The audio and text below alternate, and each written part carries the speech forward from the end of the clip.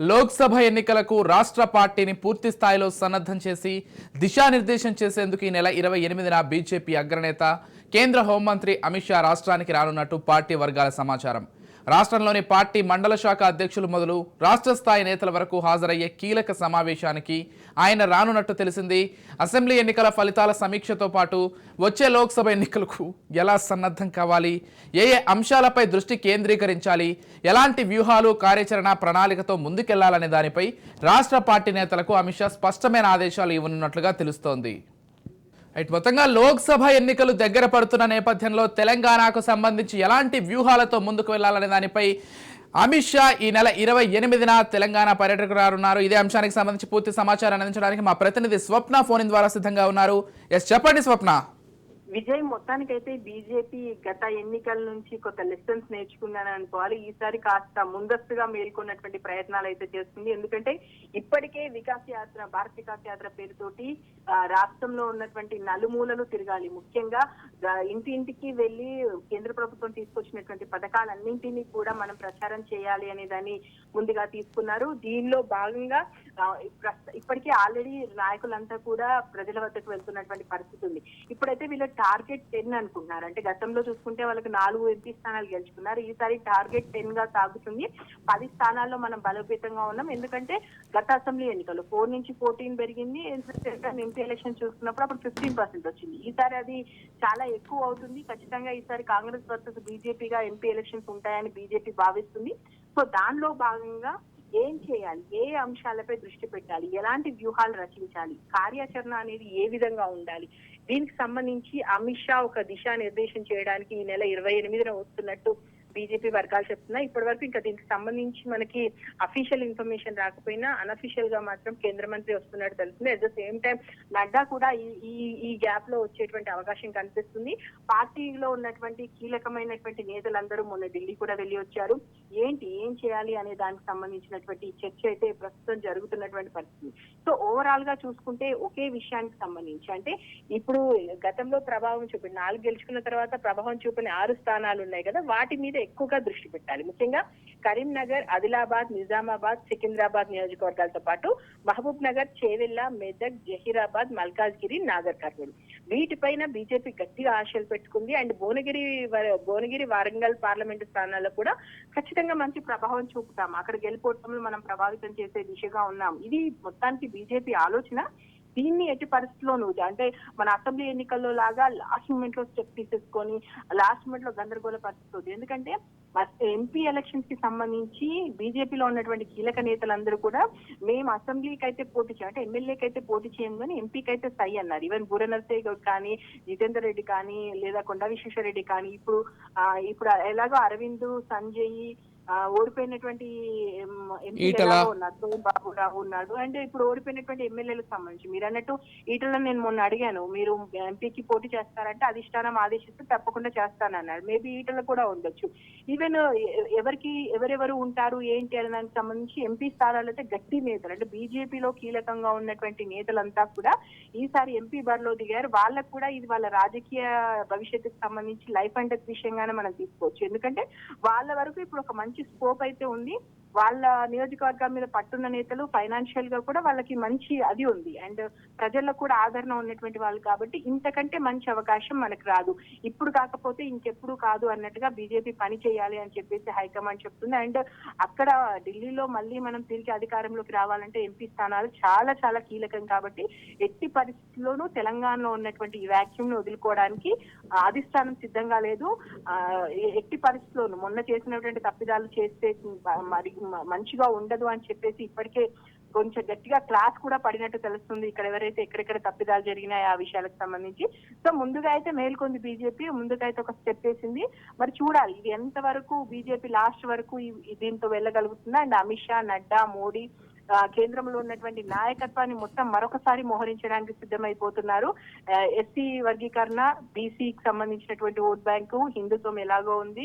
At the same time అయోధ్యకు సంబంధించినటువంటి sentiment ను మరొకసారి రాజేయడానికి చూస్తున్నారు.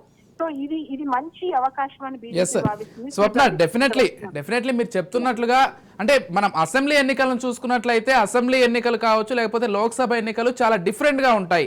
పూర్తిగా కేంద్రంలో ఎవరు అధికారంలో ఉంటారు, లేకపోతే మోదీ చరిష్మా, ఇవన్నీ కూడా వర్కౌట్ అవుతాయి ఎప్పుడు లోక్సభ ఎన్నికలకు సంబంధించి.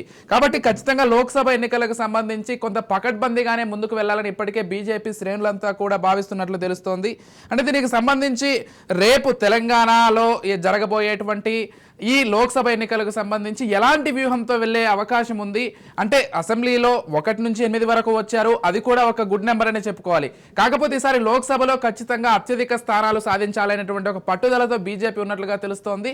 దానికి సంబంధించి ఇప్పటి నుంచే, అంటే ఇంకా నోటిఫికేషన్ ఇవేమీ విడుదల కాకపోయినా కానీ రేపు 28వ తారీఖు అమిత్ షా రావడం అంటే ఇప్పటి నుంచి ఒక స్ట్రాటజీతో ముందుకు వెళ్లాలన్న భావనలో బీజేపీ ఉన్నట్లుగా తెలుస్తోంది. మొత్తంగా ఎలాంటి వ్యూహాలతో ముందుకు వెళ్లే అవకాశం ఉంది స్వప్న? ఇప్పుడు విజయ్, మనకు ఎలాగో భారత వికాస్ యాత్ర వాళ్ళు చేస్తున్నారు, అంటే కేంద్ర ప్రభుత్వంలో ఉన్నటువంటి పథకాలన్నీ కూడా తీసుకురావాలి.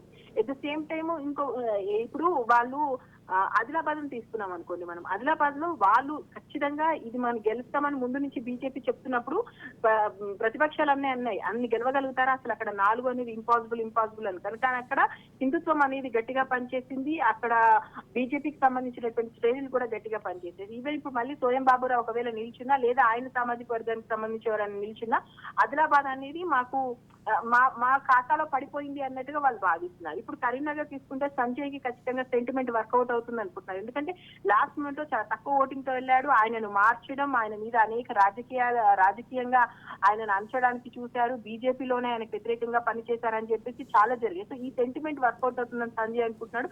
సంజయ్ ఇప్పటికే గ్రౌండ్ లెవెల్ వర్క్ లోకి వెళ్ళిపోయాడు. ఒకటి వాళ్ళ వ్యూహం ఇప్పుడు ఒకటే ఉంది విజయ్, ఏంటంటే కేంద్ర ప్రభుత్వం తీసుకొచ్చినటువంటి పథకాలను, కేంద్ర ప్రభుత్వము ఏదైతే ఫండ్ మనకు తెలంగాణకి ఇచ్చిందో అది ప్రజల వద్దకు తీసుకెళ్లడంలో మనం ఫెయిల్ అయ్యాం.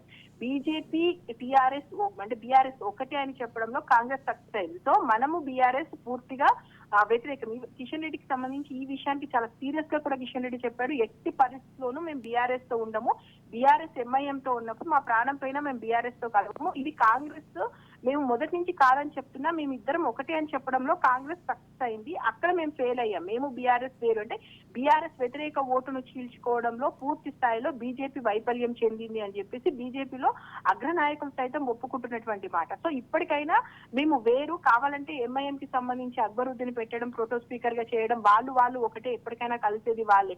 సో ఇప్పటికైనా బీజేపీ, కాంగ్రెస్, ఎంఐఎం ఒకటి అనేటువంటి దాన్ని మనం ప్రజల్లోకి తీసుకెళ్లాలి. మనము బీఆర్ఎస్ కి సంబంధించి పూర్తి వ్యతిరేకం అనేటువంటి, అంటే బీఆర్ఎస్ కి సంబంధించినటువంటి నెగిటివ్ ఓట్ బ్యాంకింగ్ ఏదైతే ఉందో అది ఖచ్చితంగా ఈసారి కాంగ్రెస్ కు పడకుండా ఓవరాల్ గా బీజేపీకి పడేలా చూసుకోవడం ఒకటి. రెండోది వచ్చేసి మోడీ చరిష్మాని ఇక్కడ గట్టిగా నమ్ముకున్నారు. మరొకసారి అధికారంలోకి మోడీ ప్రభుత్వమే వస్తుంది అనుకున్నప్పుడు ఇక్కడ ప్రజలు ఖచ్చితంగా డిఫరెంట్ గా ఆలోచిస్తారు.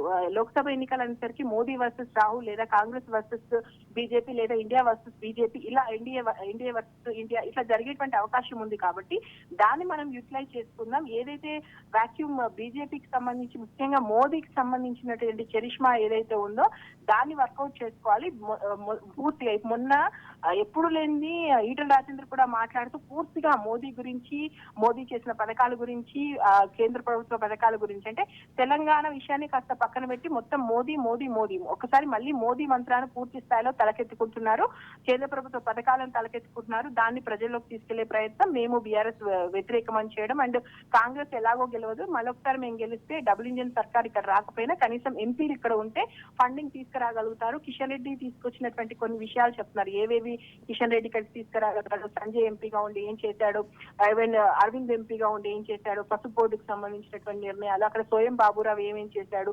సో ఎంపీలుగా మేము ఉంటే అక్కడ కేంద్రంలో అధికారంలో ఉన్నప్పుడు మేము ఫండింగ్ తీసుకురాగలుగుతాము, మోదీ గవర్నమెంట్ ని మన తెలంగాణకి ఏదైనా ఇప్పించడంలో ఇస్తాము, కేవలం కాంగ్రెస్ వస్తే చేసేది ఏం లేదు, ఇప్పుడు బీఆర్ఎస్ కు ఓటు వేయడం అనేది దండగా.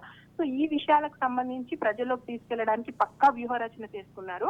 అండ్ మనకి బీజేపీకి సంబంధించి ఒక పెద్ద అడ్వాంటేజ్ వాళ్ళకి ఏంటి అంటే, వాళ్ళకి బూత్ లెవెల్ నాయకులు చాలా గట్టిగా ఉంటారు. కింద బీజేపీకి సంబంధించినటువంటి కార్యకర్తలు వాళ్ళకు ఉన్నటువంటి ఇటు ఆర్ఎస్ఎస్ వింగ్ కి సంబంధించి కానీ, బీజేపీలో ఉన్నటువంటి డిఫరెన్స్ వింగ్, ఇటు ఏబీవీకి సంబంధించి కానీ, మహిళా వింగ్ కానీ, లేదా ఎస్సీ వింగ్ కానీ, బీసీ వింగ్ కానీ, ఇలా వింగ్స్ వైజ్ గా ఏవైతే డిసైడ్ అయ్యాయో ప్రతి చోట ఒక నోడల్ ఆఫీసర్ ని, ఒక ఇన్ఛార్జ్ ని వాళ్ళని పెట్టేసుకొని ఆ ఇన్ఛార్జ్ ఇచ్చినటువంటి ఫీడ్బ్యాక్ అంటే ఇప్పటి నుంచి పైనుంచి కిందికి రాకుండా కింద గ్రౌండ్ లో ఉన్నటువంటి రియాలిటీని ఆ నోడల్ ఆఫీసర్ తెలుసుకొని వాళ్ళ ద్వారా పైకి ఎక్కడ ఏది అవసరం, సామాజిక వర్గీకరణ అవసరమా అక్కడ, లేదంటే అక్కడ ఫైనాన్షియల్ అవసరం ఉందా, లేక అక్కడ ఏంటి ఆ నియోజకవర్గంలో ఏది ఓటర్ల మీద ప్రభావితం చూపగలుగుతారో దానికి సంబంధించినటువంటి సర్వేస్ కూడా చేసుకుంటున్నారు. ఈవెన్ మనకు కేంద్రం సంబంధించినటువంటి ఇంటెలిజెన్స్ రిపోర్ట్స్ ను కూడా ఎప్పటికప్పుడు తీసుకుంటున్నారు.